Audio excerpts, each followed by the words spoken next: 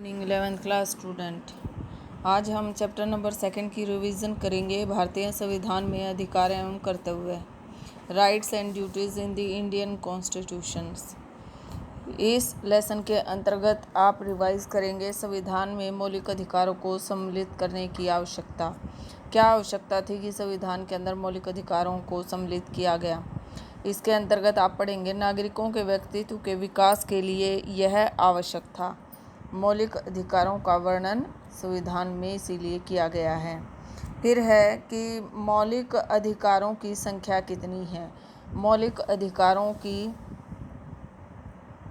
संवैधानिक रूप से 6 मौलिक अधिकार जो है वो भारतीय नागरिकों को प्रदान किए गए हैं, जिसमें से कुछ अधिकारों की बात हम यहाँ पर करेंगे। जैसे कि मौलिक अधिकार में संपत्ति का अधिकार है। 44वें संशोधन द्वारा संपत्ति के अधिकार को मौलिक अधिकारों के अध्याय से निकालकर कानूनी अधिकार बनाने की व्यवस्था की गई है। समाजवाद की स्थापना करने के लिए संपत्ति के अधिकार को मौलिक अधिकारों के अध्याय से निकालना आवश्यक था। मौलिक अधिकारों की प्रकृति क्या है। व्यापक एवं विस्तृत हैं। मौलिक अधिकार व्यापक एवं विस्तृत हैं, सब नागरिकों के लिए हैं, केंद्र व राज्य सरकारों की शक्तियों पर प्रतिबंध लगाते हैं, न्याय योग्य हैं, ये अधिकार निलंबित किए जा सकते हैं, नकारात्मक एवं सकारात्मक दोनों प्रकार के हैं। कुछ मौलिक अधिकार विदेशियों के लिए भी हैं, संशोधन योग्य हैं, यानी कि इनमें संशोधन किया जा सकता है। मौलिक अधिकारों को लागू करने के लिए विशेष संवैधानिक व्यवस्था की गई है। अब है न्यायालयों की व्यवस्था। जो ये मौलिक अधिकार भारतीय नागरिकों को दिए गए हैं या विदेशियों को दिए गए हैं, इसकी देखरेख का जिम्मा किसका है, कौन इनका संरक्षण करता है, वो करता है न्यायपालिका। ठीक है। मौलिक अधिकारों की आलोचना का अधिकार, बहुत अधिक बंधन है, निवारक नज़रबंदी व्यवस्था है, आर्थिक अधिकारों का अभाव है, संकट काल में अधिकारों को स्थगित कर दिया जाता है, भाषा कठिन और अस्पष्ट है। ये कुछ आलोचना की गई है संविधान के ऊपर। अब हम करेंगे कि जो मौलिक अधिकार हैं उनका वर्णन कहाँ किया गया है। मौलिक अधिकारों का वर्णन संविधान के 4th A में 11 मौलिक कर्तव्यों का वर्णन। कितने मौलिक कर्तव्य हैं? मौलिक कर्तव्य 11 हैं और इनका वर्णन संविधान में कहाँ किया गया है? संविधान के भाग 4A में किया गया है 11 मौलिक कर्तव्यों का वर्णन। ठीक है। अब हम जानेंगे कि मौलिक अधिकारों का अर्थ क्या है। मौलिक अधिकार उन आधारभूत महत्वपूर्ण अधिकारों को कहा जाता है जिनके बिना देश के नागरिक अपने जीवन का विकास नहीं कर सकते। जो स्वतंत्रताएं, अधिकार व्यक्ति और व्यक्तित्व के विकास के लिए समाज में आवश्यक समझे जाते हैं, उन्हें मौलिक अधिकार कहा जाता है। भारतीय संविधान में मूल रूप से 7 प्रकार के मौलिक अधिकारों का वर्णन किया गया है, परंतु 44वें संशोधन के बाद 6 तरह के मौलिक अधिकार नागरिकों को प्राप्त हैं। ये अधिकार हैं समानता का अधिकार, स्वतंत्रता का अधिकार, शोषण के विरुद्ध अधिकार, धार्मिक स्वतंत्रता का अधिकार, सांस्कृतिक और शैक्षणिक अधिकार, संवैधानिक उपायों का अधिकार। ठीक है। तो इसमें जो संविधान में मौलिक अधिकारों को शामिल किया गया है उसके पीछे क्या कारण थे जिसके कारण इनको संविधान में शामिल किया गया। ठीक है। संविधान के 3रे भाग में मौलिक अधिकारों का वर्णन किया गया है। यहाँ पर आपको याद रखना है स्टूडेंट्स, संविधान के 3रे भाग में मौलिक अधिकारों का वर्णन किया गया है और संविधान के 4थे भाग में मौलिक कर्तव्यों का वर्णन किया गया है। मौलिक अधिकार आपको 6 दिए गए हैं संविधान के अनुसार और मौलिक कर्तव्य आपको 11 दिए गए हैं संविधान के अनुसार। संविधान सभा ने भारतीय संविधान में निम्नलिखित कारणों से मौलिक अधिकारों को शामिल किया। संविधान में मौलिक अधिकारों का उल्लेख इसलिए किया गया ताकि सभी नागरिकों को बिना किसी भेदभाव के मूल अधिकार प्राप्त होने की गारंटी मिल सके। मौलिक अधिकारों को संविधान में सम्मिलित करने की आवश्यकता थी ताकि अल्पसंख्यकों के अधिकारों व हितों की रक्षा की जा सके। सामाजिक दोषों जैसे अछूत प्रथा, बेगार स्त्रियों तथा बच्चों के प्रति अन्याय आदि को समाप्त करके मौलिक अधिकार प्रदान किए गए। अनुच्छेद 19 में दी गई स्वतंत्रताएं। अनुच्छेद 19 में 6 प्रकार की स्वतंत्रताओं का वर्णन किया गया है।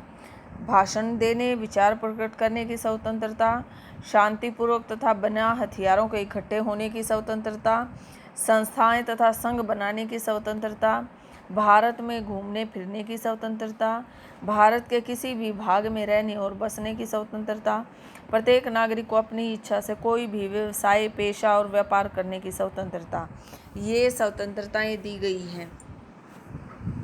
वैसे राज्य के कुछ नीति निर्देशक सिद्धांत भी हैं।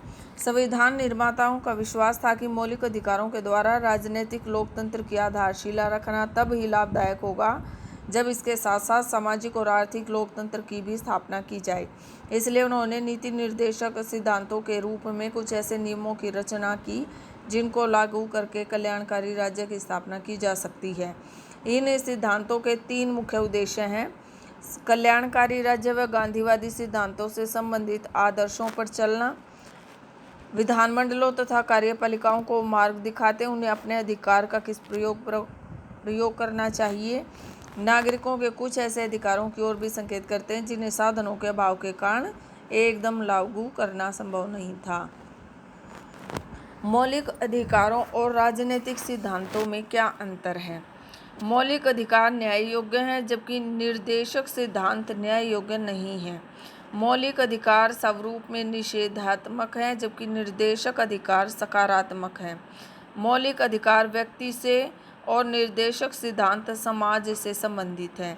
मौलिक अधिकारों का उद्देश्य राजनीतिक लोकतंत्र है परंतु निर्देशक सिद्धांतों का आर्थिक लोकतंत्र है। ठीक है, तो मैंने बताया कि जो इम्पोर्टेंस लाइन थी, जो स्टेप्स थे, आपको 6 मौलिक अधिकार दिए गए हैं संविधान के 3रे भाग में। 11 आपको जो है कर्तव्य दिए गए हैं संविधान के 4th A पार्ट में। ठीक है, फिर है कि स्वतंत्रता कितने प्रकार की है? 6 प्रकार की है जो कि मैंने आपको बताया। फिर है समानता के अधिकार का वर्णन किस अनुच्छेद में किया गया है? अनुच्छेद 14 से 18 में। फिर है स्वतंत्रता के अधिकार में वर्णित स्वतंत्रताओं में से 2 का उल्लेख करें: भाषण और अभिव्यक्ति की स्वतंत्रता, कहीं पर भी घूमने फिरने की स्वतंत्रता, शांतिपूर्ण बिना हथियारों के इकट्ठे होने की स्वतंत्रता। फिर है धार्मिक स्वतंत्रता के अधिकार का वर्णन किस अनुच्छेद में किया गया? अनुच्छेद 25 से 28 तक में। शैक्षणिक एवं सांस्कृतिक अधिकारों का वर्णन किस अनुच्छेद में किया गया? अनुच्छेद 29 से 30 में। संवैधानिक उपचारों के अधिकार का वर्णन किस अनुच्छेद में किया गया? अनुच्छेद 32 में। जीवन तथा व्यक्तिगत स्वतंत्रता का संबंध किस अनुच्छेद से है? अनुच्छेद 21 से। निर्देशक सिद्धांतों का वर्णन संविधान के कितने से कितने अनुच्छेदों में किया गया? अनुच्छेद 36 से 51 तक के में। संविधान के किस अनुच्छेद के अनुसार निर्देशक सिद्धांत न्याय संगत नहीं? अनुच्छेद 37 के अनुसार। ठीक है बेटा, नेक्स्ट इसी तरह से जो आपकी क्वेश्चंस बनेंगे और भी। मौलिक अधिकारों की सुरक्षा कौन करता है? सर्वोच्च न्यायालय करता है। ठीक है, और मौलिक अधिकारों में संशोधन किसके द्वारा किया जा सकता है? संसद द्वारा किया जा सकता है। हैबियस कॉर्पस शब्द किस भाषा से लिया गया है? लैटिन भाषा से। हैबियस कॉर्पस का क्या अर्थ है? हमारे सम्मुख शरीर को प्रस्तुत करो। मैडामस शब्द किस भाषा से लिया गया? लैटिन भाषा से। मैडामस शब्द का क्या अर्थ है? हम आदेश देते हैं। को वारंटो का क्या अर्थ है? किस आदेश से। किस मौलिक अधिकार को संकटकाल के समय स्थगित नहीं किया जा सकता? व्यक्तिगत स्वतंत्रता के अधिकार को। ठीक है, निम्नलिखित कथन को सही करके लिखें।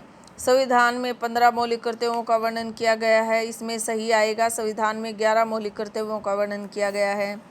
कथन को पूरा करके लिखो। मौलिक अधिकार न्याय संगत हैं या अन्याय संगत हैं? यह कथन किसका है कि निर्देशक सिद्धांत विशेषतः देश में सामाजिक तथा आर्थिक प्रजातंत्र स्थापित करने के उद्देश्य से बनाए गए हैं? डॉक्टर अंबेडकर के। ठीक है बेटा, तो इस तरह से कानून के समक्ष समता के सिद्धांत की व्याख्या कीजिए। कानून के समक्ष समानता का अर्थ है कानून के सामने सभी बराबर हैं, कोई भी व्यक्ति देश के कानून से ऊपर नहीं है। कानून छोटा बड़ा, अमीर गरीब, ऊंच नीच और छुआछूत के आधार पर किसी प्रकार का भेदभाव नहीं करता। कानून समान परिस्थितियों में सबसे समान व्यवहार करता है। ठीक है, तो इस तरह से आप देखें कि रिवाइज़ करें अपने चैप्टर को, मेन चीज़ों को पढ़ें ताकि आपको पता लगे कि हमारे जो मौलिक अधिकार हैं वो क्या हैं और जो कर्तव्य दिए गए हैं और नीति निर्देशक सिद्धांत दिए गए हैं वो किस प्रकार के दिए गए हैं।